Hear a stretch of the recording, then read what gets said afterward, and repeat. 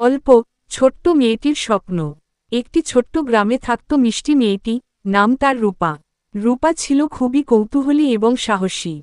গ্রামের সবাই তাকে ভালোবাসত। কিন্তু রূপার মনে ছিল এক অদ্ভুত স্বপ্ন, সে চাঁদে যেতে চায়।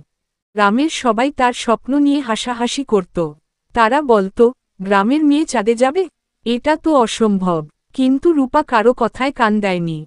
সে প্রতিদিন বই পড়ত, আকাশ দেখত, আর নিজের স্বপ্ন নিয়ে ভাবত। একদিন গ্রামে এলো এক বিজ্ঞানী।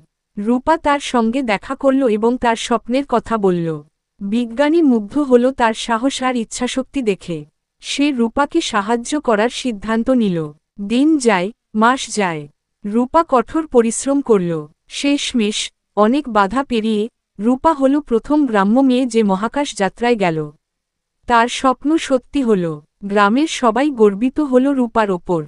তারা বুঝতে পারল, স্বপ্ন যদি বড় হয় এবং ইচ্ছা যদি দৃঢ় হয়, তবে কিছুই অসম্ভব নয়। শিক্ষা: স্বপ্ন দেখো, সাহস রাখো, পরিশ্রম করো, সফলতা তোমার পথেই আসবে।